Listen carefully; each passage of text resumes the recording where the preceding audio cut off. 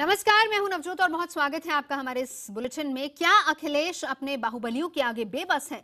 IBN7 Shahjahanpur में मारे गए पत्रकार जोगेंद्र को इंसाफ के लिए लगातार मुहिम चला रहा है। जोगेंद्र का परिवार अभी भी धरने पर बैठा हुआ है। जोगेंद्र पर पेट्रोल डालकर जलाने के आरोपी पुलिस वाले और हत्या की साजिश रचने वाले मंत्री राममूर्ति वर्मा का अब तक कुछ भी नहीं बिगड़ा है। इन सब के बीच हम आपको एक बार फिर से जोगेंद्र का नया वीडियो सुनवाने जा रहे हैं और इस वीडियो में जोगेंद्र साफ साफ मंत्री राममूर्ति का नाम ले रहा है। देखिए आप भी मौत से पहले जोगेंद्र के बयान का एक और वीडियो। ये क्या बजे घटना होगी? हमारा अंदाजा है 2:30 से ऊपर होगा था टाइम। 2:30 या 3 बजे 2:30 बजे के आसपास। मैं अपने कमरे में घर में बिल्कुल अकेला रहता हूँ और पत्नी और बच्चे और मेरे पिताजी रिटायर्ड पोस्ट मास्टर हैं। वो सब खुटार रहते हैं। शाहजहांपुर से करीब 60 किलोमीटर दूर है खुटार। तो उन्होंने आते ही आग लगा दिया? क्या किया है? तो नहीं, पहले मारा, गालियाँ देकर राममूर्ति के खिलाफ बहुत लिखता है। उस पर उन पर 2 साल आरोप लगवाया है बलात्कार का। फिर पेट्रोल डाल दिए। उससे पहले भी हमला किया। पेट्रोल ज़्यादा नहीं था, करीब 2 लीटर की पेप्सी की बोतल नहीं थी है, वो आधी से कम थी। और ये पत्रकार जोगेंद्र का एक और वीडियो है। इसमें वो साफ साफ कह रहा है कि पुलिस वालों ने उन पर पेट्रोल डाला। पेट्रोल डालते वक्त ये भी धमकी दी कि राममूर्ति के खिलाफ फेसबुक पर लिखने की ये सजा है। ये मरने से पहले जोगेंद्र का बयान है। लेकिन सवाल बड़ा ये है कि आखिर इस बयान के बावजूद अखिलेश अपने मंत्री राममूर्ति के खिलाफ अभी तक कोई कार्रवाई क्यों नहीं किए हैं और साथ ही साथ क्यों बर्खास्त नहीं किया है राममूर्ति को? आखिर क्यों पुलिस उनसे पूछताछ नहीं कर पा रही है? उधर शाहजहांपुर में जोगेंद्र का परिवार धरने पर बैठा हुआ है। आज राज्यपाल राम नाईक ने उन्हें फोन किया था और इस बात का भरोसा दिया था कि जल्दी उन्हें इंसाफ मिलेगा। जोगेंद्र का परिवार इसी आस में बैठा हुआ है और इस मामले पर प्रेस काउंसिल ऑफ इंडिया ने 19 जून को बैठक बुलाई है। PCI की टीम भी जोगेंद्र के परिवार से कल मिली थी, लेकिन उत्तर प्रदेश में सिर्फ जोगेंद्र नहीं, अखिलेश और समाजवादी पार्टी के बाहुबलियों का आतंक दिन ब दिन बढ़ता जा रहा है। लेकिन कार्रवाई के नाम पर तकरीबन कुछ नहीं होता। देखिए ये रिपोर्ट। मैं जानता था कुछ ऐसे ही सवाल आप पूछेंगे। ये शादी का मौका है, इस मौके पर कोई कहने की आवश्यकता नहीं है। इस कहने पे इस वक्त पे हम इसलिए नहीं कहेंगे, समाजवादी हमेशा अन्याय के खिलाफ लड़ते हैं समाजवादी लोग, और मैं आपको भरोसा दिला सकता हूं अन्याय किसी के साथ नहीं होगा। अखिलेश यादव का नाम खराब करने वालों की लंबी फहरिस्त है। दिक्कत यह है कि खुद मुख्यमंत्री अखिलेश यादव भी इस बात को जानते हैं, मानते हैं, लेकिन कई मोर्चों पर वो अपने ही साथियों के खिलाफ सख्ती करते हुए नजर नहीं आते। मुलायम सिंह यादव भी कई बार अपनी पार्टी के नेताओं और कार्यकर्ताओं को चेतावनी दे चुके हैं। इसके बावजूद समाजवादी पार्टी के कार्यकर्ताओं की गुंडाई लगातार जारी है। चलिए बांदा, ये है वहां के विधायक विशंभर सिंह यादव। राममूर्ति की तरह इन पर भी घिनौना आरोप लगा है। आरोप ये कि इनके गुर्गों ने 12 जून को एक बुजुर्ग की बेरहमी से जलाकर हत्या कर दी। उससे पहले 30 अप्रैल को इस बुजुर्ग की पत्नी को उन्होंने बुरी तरह पीटा था, उनका पैर तोड़ दिया था। आरोप है कि पुलिस ने तब भी कुछ नहीं किया था। हैरत यह है कि बुजुर्ग की हत्या के 5 दिन बाद भी पुलिस इस मामले में एक भी गिरफ्तारी नहीं कर सकी है। विधायक के खौफ से परिवार ने गांव ही छोड़ दिया। विधायक बैठे, इनके खुद हाथ आए, ये मिलकर विधायक का मरवाई कि इसको मार के ही जला दिया, अब कुछ नहीं होगा। PM रिपोर्ट में जो कॉज ऑफ डेथ है ड्यू टू बर्न इंजरीज है, लेकिन कुछ चोटें उसमें कंफ्यूजन्स हैं। कुछ कंफ्यूजन्स हैं। ऐसा प्रतीत होता है कि उसके पहले उसके साथ मारपीट की भी घटना हुई है। निष्पक्ष विवेचना हो रही है और निष्पक्ष कार्रवाई भी होगी। पुलिस जांच में जुटी है, लेकिन विपक्ष का दावा है कि पुलिस असल में लीपापोती में जुटी है। वो विधायक को बचाने के सारे जुगाड़ खोज रही है। मैं समझता हूँ निश्चित तौर से इस पे दबाव है और जैसा जो नाम आ रहा है उसमें विधायक का नाम सीधा आ ही रहा है, इसमें कोई संदेह नहीं है। और मैं समझता हूं कि उनके खिलाफ भी जो ऐसे लोगों को प्रोटेक्शन देते हैं, ऐसे लोगों को संरक्षण देते हैं और यहाँ पर ऐसी गंभीर घटनाओं को भी प्रशासन में दबाव डाल करके उनको लीपापोती कराने का काम करते हैं। मुकामी पुलिस ने इस विभत्स घटना को संज्ञान में नहीं लिया और शांति व्यवस्था के मामले में मुचलका आदि भरा करके मामले को रफा दफा कर दिया और जो सुसंगत धाराएं तरमीम करनी चाहिए वो नहीं किया। इसकी वजह से ये घटना घटी। अखिलेश की पुलिस उनके साथियों पर सवाल उठ रहे हैं। राज्य मंत्री कैलाश चौरसिया भी अखिलेश के ऐसे ही साथी हैं। इन पर मिर्जापुर में ट्रांसपोर्ट अफसर को धमकाने और पीटने का आरोप है। अफसर इतने डरे हुए हैं कि वो मिर्जापुर वापस जाने के लिए तैयार ही नहीं। यहाँ के आरटीओ कर्मचारी कैलाश चौरसिया के खिलाफ आंदोलन कर रहे हैं, लेकिन उनका कुछ नहीं बिगड़ा। अखिलेश के एक और पूर्व राज्य मंत्री इकबाल भी खूब चर्चित हुए। इन पर टोल कर्मियों से मारपीट और फायरिंग का आरोप है। इनकी लग्जरी कार भी संदेह के घेरे में है, जिसका पूरा कागजात ही फर्जी है। ये पिछले कई दिनों से फरार थे। आखिरकार बुधवार को गिरफ्तार कर लिए गए हैं। लेकिन सवाल यही है, आखिर अखिलेश ऐसे साथियों से अपना पीछा क्यों नहीं छुड़ाते? शलभमणि त्रिपाठी, लखनऊ, IBN 7। और अब बात करते हैं आज के बड़े सवाल की। और हमारा आज का सवाल है कि क्या अपने बाहुबलियों के आगे बेबस है अखिलेश? हाँ या ना में टाइप करके IBN 7 स्पेस लेकर वाई हाँ में और एन नाम में लिखकर हमें तुरंत SMS कीजिए 51818 पर। आपकी राय हम इस कार्यक्रम के आखिर में बताएंगे। चर्चा के लिए तमाम खास मेहमान हमारे साथ जुड़ रहे हैं। परिचय करा देती हूँ। समाजवादी पार्टी के नेता सैयद असीम वखार साहब हमारे साथ मौजूद हैं। बीजेपी की तरफ से प्रवक्ता अनिल बलूनी हमारे साथ हैं। कांग्रेस के प्रवक्ता अखिलेश प्रताप सिंह हमारे साथ मौजूद हैं। उत्तर प्रदेश के पूर्व DGP विक्रम सिंह हमारे साथ हैं। शाहजहांपुर से जुड़ रहे हैं पत्रकार जगेंद्र के बेटे राहुल सिंह। राहुल, मैं सबसे पहले आपके पास आना चाहूंगी। राम नायक से क्या कुछ बातचीत हुई? क्या भरोसा है आपको कि न्याय मिलेगा?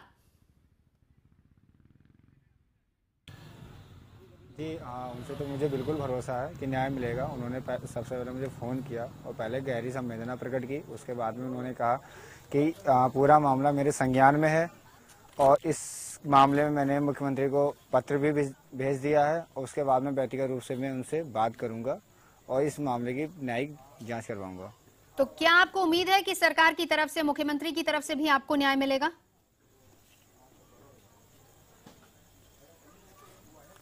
नहीं, जैसा तो लगता है कि वो अपने दोषी मंत्री को बचा रहे हैं और इस जांच में तत्परता नहीं दिखा रहे हैं, विलम्ब दिखा रहे हैं और CBI जांच कराने से घबरा रहे हैं। तो मुझे नहीं लगता है कि उनसे मुझे न्याय मिल पाएगा। ठीक है, हमारे साथ इस वक्त सैयद असीम वखार साहब भी मौजूद हैं। आपसे जानना चाहूंगी वखार साहब, मुख्यमंत्री अखिलेश यादव कहते हैं कि हमारी सरकार ठीक से काम कर रही है, लेकिन कुछ ऐसे भी लोग हैं जिसमें वो मंत्री और विधायक भी हो सकते हैं जो कि काम खराब कर रहे हैं, लेकिन उनमें कुछ की जो फहरिस्त है वो बहुत लंबी हो जाती है। इस मामले में पूछताछ तक नहीं हो पाई है, तमाम सबूत हैं, क्यों कोई कार्रवाई नहीं हो रही है? नहीं, आपको कैसे पता कार्रवाई नहीं हो रही है? देखिए, आपने बहुत हल्की भाषा में आरोप लगा दिया कार्रवाई नहीं हो रही है। आप ये बताइए, क्या आपके मंत्री कहाँ, इतना बता दीजिए, गिरफ्तारी हुई है आपके मंत्री कहाँ हैं? उन पर सीधे सीधे आरोप है कि वो इस पूरे मामले में आरोपी, वो कहाँ है? इतना बता दीजिए। नहीं, ये आपको बेहतर पता होगा। मैं समझता हूँ कि ये सवाल मुझसे पूछना एक तरह से गलत सवाल आप मुझसे पूछ रही हैं। मंत्री आपके, हमें कैसे पता होगा? हो रही है, आपकी सरकार के मंत्री हैं। नहीं, देखिए मोहतरमा, अगर मुझे बुलाया है तो कम से कम सवाल आप अगर 5 मिनट का पूछिए तो जवाब के लिए 2 मिनट तो देना आपका फर्ज बनता है। लेकिन अगर आप सवाल पूछने के बाद जवाब ही नहीं देने देंगे और हर जवाब के बीच में काटते रहिएगा तो मैं समझता हूँ कि ये तो अच्छी। वकार साहब, अपनी बात रखिए। देखिए, जिस तरह से आप लोग उत्तर प्रदेश सरकार को कटहरे में खड़ा कर रहे हैं, कटघरे में खड़ा कर रहे हैं, मैं समझता हूँ ये उचित तरीका नहीं है। बहुत सी बातें ऐसी होती हैं जो हर जगह पर बैठकर जबान से नहीं निकाली जाती हैं। ये इनके साहबजादे जोगिंदर जी के मौजूद हैं। मैं सिर्फ आज पहली बार आप लोगों से इतना कह रहा हूं कि देखिए, जांच के दायरे में बहुत सी चीजें हैं। जांच के घेरे में जितनी भी चीजें हैं उन पे जांच की जाएगी। जैसे एक बहुत बड़ी चीज थी कि अमिताभ ठाकुर जी हमारे जो यहाँ IPS हैं, जिनकी वजह से ये मामला उठाया, जिन्होंने उठाया या जिन्होंने इसके बारे में सबसे पहले जानकारी दी, या जोगिंदर जी के साहबजादे बैठे हैं, उनसे भी मैं पूछता हूं। अमिताभ जी से मैंने पूछा था कि सबसे पहली बात, जो महिला, जिसने रस्तोगी महिला थी, जिसने मंत्री जी पर बलात्कार का आरोप लगाया था, वो जोगिंदर जी के घर में क्या कर रही थी और उनके और जोगिंदर जी के क्या संबंध थे, ये भी जांच के दायरे में है, ये भी जांच के घेरे में आ रहा है। तो मैं समझता हूं कि जब तक के पूरी जांच सही तरीके से नहीं हो जाएगी, सारी सच्चाई की बातें निकलकर ये सामने नहीं जांच तो आएंगी, वकार तब तक साहब, किसी ये को भी जांच कटहरे में तो खड़ा आपको करना, पहले किसी करनी पर भी चाहिए आरोप थी ना। लगाना उचित नहीं ऐसा है। थोड़ी है कि आप देखिए, जाएंगे नहीं, किसी नहीं, पर वो- पेट्रोल छिड़क देंगे, आग लगा देंगे, उस व्यक्ति की मौत हो जाएगी और उसके बाद आप कहेंगे कि अब जांच शुरू करते हैं। अगर आपको था कि वो देखिए, व्यक्ति जांच गलत की है बात तो ये पहले हो रही से है। आप आरोप लगा, आप लोगों ने से इससे जांच शुरू पहले भी करते। देखिए, आप इस्तीफे की बात करते हैं, बात समझिएगा, पहले आप इस्तीफे की बात करते हैं, आप सब चैनल वाले इस्तीफे की बात करते हैं। मैं आपसे एक सवाल पूछ रहा हूं आपके चैनल के माध्यम से, अपने आवाम से, अपने दर्शकों से भी आप ये बात पूछिएगा, ये कहां का एक न्याय है कि आप लोग किसी पर भी आरोप बढ़ते रहिए, गढ़ते रहिए, आरोप लगाते रहिए, चाहे वो कितना शुरफा हो, चाहे वो कितना ना उसने काम किया हो, अपराध ना किया हो, आप उस पर अपराध का आरोप गढ़ते रहिए, आरोप लगाते रहिए, और बाद में जब जांच हो जाए और जांच होने के बाद उसको बरी कर दिया जाए तो आपने तो उससे इस्तीफा मांग लिया। मैं आपसे पूछ रहा हूं, जो लोग झूठे आरोप लगाते हैं, झूठी तरीके से प्रचार करते हैं, ऐसे लोगों के खिलाफ क्या कार्रवाई होना चाहिए? वकार क्या साहब, ऐसे आप लोगों को जनता के इस्तीफा देना नुमाइंदे चाहिए हैं, आपको या नहीं जनता देना बड़े चाहिए? ये विश्वास के जवाब साथ मैं चुनकर आपसे भेजती चाहता है, हूं कि आप अपनी आवाम भरोसे से के ये भी साथ जवाब भेजती पूछें। है, एक नैतिकता के आधार पर। कम से कम जब तक जांच पूरी नहीं होती तब तक तो जवाब मिलना चाहिए जनता को। आप रहिए हमारे साथ। अखिलेश जी, मैं आपसे जानना चाहती हूँ, क्या समाजवादी पार्टी, क्या अखिलेश यादव अपने बाहुबली विधायकों के आगे बेबस हैं? देखिए, आज की जो राजनीति हो रही है, चाहे वो उत्तर प्रदेश की हो या देश की हो, वो अपने सत्ता के मद में चल रहे हैं। कोई भी कुछ भी कर ले, सरकार का संरक्षण उससे मिल रहा है। दिल्ली में भी बलात्कार के अपराधी मंत्री परिषद में बैठे हैं, अभी आपने 4 दिन से देखा ही है, वहां भी कारखाने में तूती की आवाज गूंज रही है, कोई कुछ करने को नहीं चाह रहा है। अनिल जी, आ रही हूँ आपके पास। अखिलेश जी बात रख ले, मैं आपके पास आऊंगी जवाब लेने इसी का। जी जी अखिलेश जी, मैं जनरलाइज बात कर रहा हूँ कि देखिए, जो भी दिल्ली की सत्ता हो या यूपी की सत्ता, कर रहे हैं, यहाँ पे भी आज शंका क्यों हो रहा है? शंका इसलिए हो रहा है कि चीजों में डिले हो रहा है, निष्पक्षता की संभावना या यकीन कम होता जा रहा है। इसीलिए लोग कह रहे हैं कि सीबीआई जांच कराओ, और जिस पे ज्वाइंट डिक्लेरेशन है उसे इस्तीफा मांग रहे हैं। इसके पहले भी उत्तर प्रदेश के कैबिनेट मंत्री पे कुछ आरोप लगे थे, उनसे इस्तीफा मांगा गया। हम अभी किसी को दोषी साबित नहीं कर रहे हैं, ठीक है, जांच के बाद ही कोई दोषी होता है, लेकिन जांच तक के लिए एक प्रक्रिया होती है। उस प्रक्रिया की पारदर्शिता इतनी होनी चाहिए सरकार के द्वारा कि लोगों को यकीन है। एक कैबिनेट मंत्री की कुछ दिनों पहले यूपी में भी इसी तरह के एक मर्डर में नाम आया था, उनसे इस्तीफा लिया गया, जांच में वो निर्दोष पाए गए, फिर उनको सत्ता में फिर ला दिया गया। तो ये भी हुआ है और ये अच्छा उदाहरण है ये, लेकिन यही होना चाहिए भी। आज दिल्ली की भी सरकार ये नहीं कर रही है, प्रदेश की भी सरकार नहीं कर रही है, इसीलिए दोनों सरकारों पे उंगली उठ रही है। लौटती हूँ अखिलेश जी। अनिल जी, अपनी बात रखिए। देखिए नवजोत जी, पहले तो मैं कहना चाहूंगा, मैं कई दिनों से इस डिबेट पे आ रहा हूं जोगिंदर जी के जो परिवार है उनको न्याय दिलाने की बात को लेकर, और मैं रोज देखता हूं कि कांग्रेस के मित्र किसी तरह से पूरे मामले को हर वक्त डिरेल करना चाहते हैं। इसलिए मैं उनके सवालों पे नहीं जाऊंगा, क्योंकि वो चाहते हैं कि किसी तरह से समाजवादी पार्टी को एस्केप रूट मिले, और मैं उनकी चर्चा में बिल्कुल इसलिए नहीं जाऊंगा। देखिए, बड़ी गंभीर बात है नवजोत जी, आज सुना है पुलिस इस तरह का केस रजिस्टर्ड कर रही है कि इसको खुदकुशी का भी एक एंगल देना चाहती है।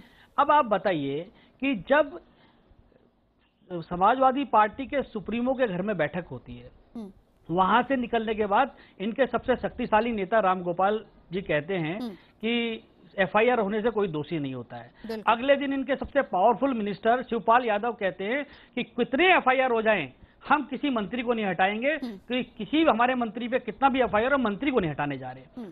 क्लियर हो जाता है। तीसरे दिन आप देखिए कि इनके डीजीपी का बयान आता है कि खुदकुशी के एंगल पे, तो पूरी स्क्रिप्ट लिखी जा चुकी है, और मुलायम सिंह यादव जी के घर पे स्क्रिप्ट लिखी गई है कि मंत्री को नहीं हटाना, किसी तरह बचाना है। ये एक ऐसी सरकार है जिसके आगे रोने से कुछ नहीं होगा। ये सरकार अनिल जी, यही सवाल हम उठा रहे हैं, क्या बेबस है मुख्यमंत्री अखिलेश यादव? क्या बेबस है इन नेताओं के आगे? बेबस नहीं है, नहीं, आपका सवाल बिल्कुल गलत है नवजोत जी, बेबस नहीं है, वो पूरे इसमें शामिल हैं। देखिए, वो बचाया जा रहा है किसी तरीके से। बेबस तो होते हैं कि परेशान होते हैं वो तो बैठ के, जहां पर मुलायम सिंह यादव जी के घर पे बैठ के सारा प्लानिंग हो रही है, मुख्यमंत्री भी उसमें बैठे हुए हैं, किस तरह से नहीं, बेबस नहीं है। ठीक है, वो नहीं जाना चाहते, वो षड्यंत्र में शामिल है। ये आरोप आप पर है कि प्लांटिंग की गई है पूरी, सारी जो पूरा केस है उसको मुलायम सिंह यादव का संरक्षण प्राप्त है, क्लियर कर दीजिए। हेलो जी, ये सवाल मुझसे पूछा आपने? बिल्कुल आप ही से सवाल है। नहीं, क्या पूछा आपने? फिर सवाल ये अनिल बलूनी जी आरोप लगा रहे हैं कि एक तरीके से बचाने की कोशिश हो रही है मंत्री को, और ये सब कुछ मुलायम सिंह यादव की देखरेख में हो रहा है, पूरी प्लांट की गई है स्क्रिप्ट। नहीं अनिल बलूनी जी, मैं आपसे खाली इतना कहना चाहता हूं कि आरोप लगाना बहुत आसान काम होता है। मुंह खोला, जबान को बाहर निकालो, आरोप लगाना शुरू। किसी को भी बदनाम करने में कुछ पैसे खर्च नहीं होते, जबानी खर्च होता है। लेकिन मैं आपसे ये कहना चाह रहा हूं कि जिस तरह से पहले भी उत्तर प्रदेश सरकार को बदनाम करने की कोशिश की गई, मुख्यमंत्री जी की तरफ उंगलियां उठाई गई, हमारे मंत्रियों की तरफ उंगलियां उठाई गई, उनसे इस्तीफे लिए गए, उनकी जांच के बाद वो बरी हुए और बाइज्जत बरी हुए, फिर उनको बहाल किया गया। तो मैं आपसे पूछ रहा हूं कि आप लोगों में से कितने लोगों ने झूठे आरोप लगाने के लिए इस्तीफे दिए थे? और आप लोगों ने अगर इस्तीफे नहीं दिए थे तो मैं चैनल से भी कह रहा हूं, आपसे भी कह रहा हूं कि कम से कम हाथ उठा के 2 लफ्ज कह देते कि साहब गलती हो गई हम लोगों से, हम लोगों ने आरोप गलत लगाए थे, हम लोग झूठ बोल रहे थे, हम माफी चाहते हैं, इतना बोल देते आप लोग। जी अनिल जी, अगर आप लोग में इतनी हिम्मत नहीं है तो आप लोग सच क्यों नहीं बोलते? अगर सच का सामना करने की हिम्मत नहीं है, सच बोलने की हिम्मत नहीं है, तो फिर आप लोग किस तरह की बात अपने आवाम को दिखा रहे हैं, किस तरह की बातें आप लोग जनता से कर रहे हैं? मैं समझता हूं कि आप लोग सिर्फ आरोप लगाना जानते हैं, सिर्फ झूठ बोलना जानते हैं। अनिल जी बोलिए, भाषण बंद कर दीजिए। इस्तीफे लिए? अनिल जी बोलिए, आपने अपने मंत्रियों से इस्तीफे लिए? ऐसा है, अपने मंत्रियों कटेरिया साहब से इस्तीफा लिया, निहाल चंद जी से इस्तीफा लिया। आवाज बंद कीजिए तभी तो बोल पाएंगे ना। दीजिए वकार साहब, फिर उसके बाद मुझे विक्रम सिंह जी के पास भी जाना। अनिल जी जल्दी से जवाब रखिए। नवजोत दीजिए कह रहे हैं। बिल्कुल नवजोत जी, आपके दर्शक तय करे, उत्तर प्रदेश की जनता तय करे कि एक व्यक्ति, एक आपराधिक रिकॉर्ड का व्यक्ति जो मंत्री है, उसके खिलाफ एक पत्रकार आरोप लगातार आरोप लगाता है, उसके बाद वो अपनी फेसबुक पे लिखता है कि उसकी जान को इस मंत्री से खतरा है, उसके बाद उस व्यक्ति की मौत हो जाती है, उसको जला दिया जाता है। तो पूरी भारतीय जनता पार्टी ने आरोप लगाया था।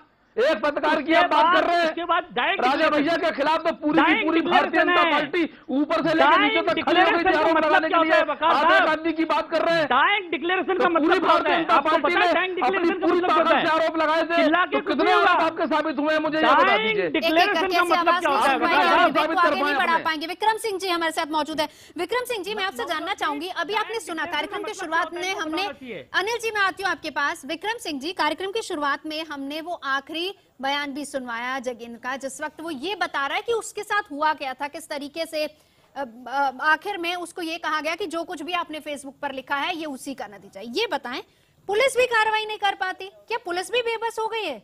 सबूत हाथ में है, अब कम से कम पूछताछ तो कीजिए।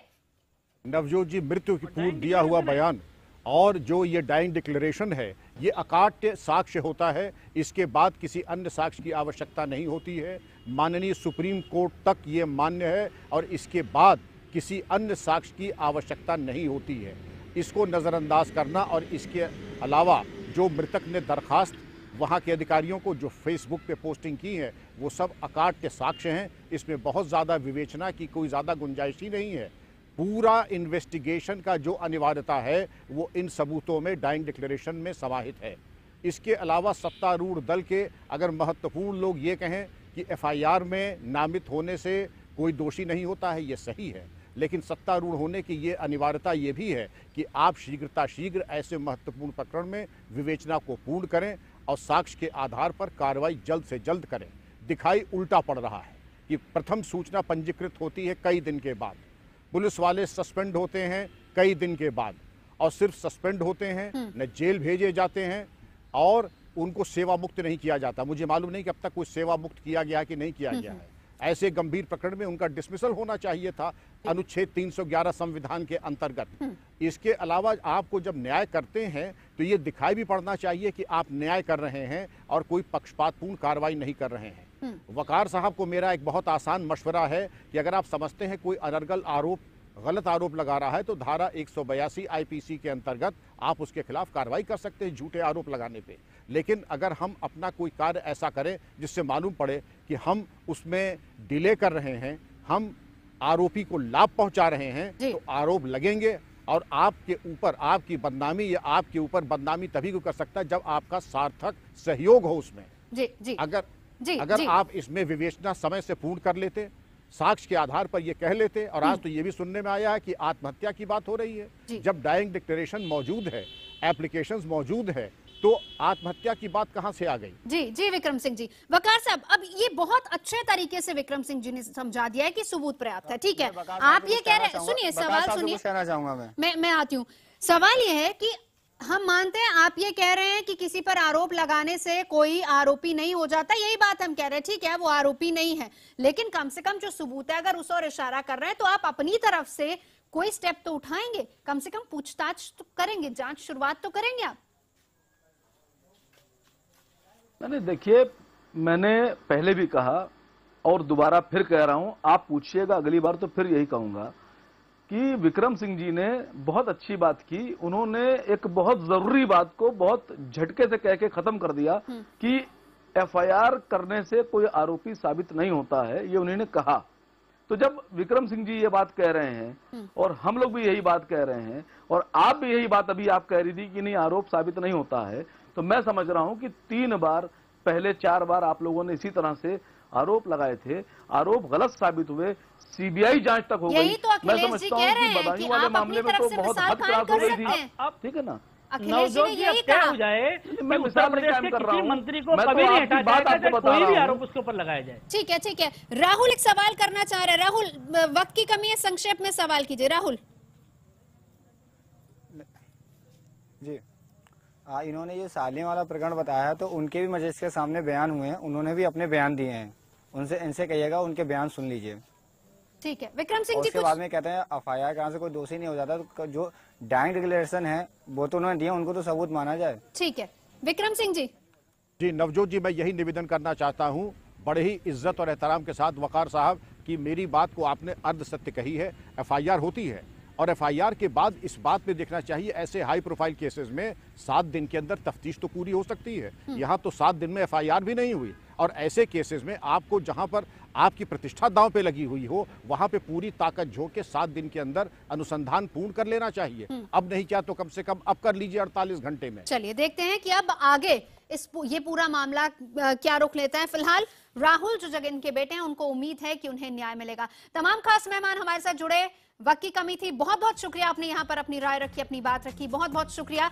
चलते चलते बता दें कि जो सवाल हमने शुरुआत में पूछा था, क्या अपने बाहुबलियों के आगे बेबस हैं अखिलेश, इसका जवाब हमें मिल गया है। 96% लोगों ने हाँ में जवाब दिया है, 4% लोगों ने ना में जवाब दिया।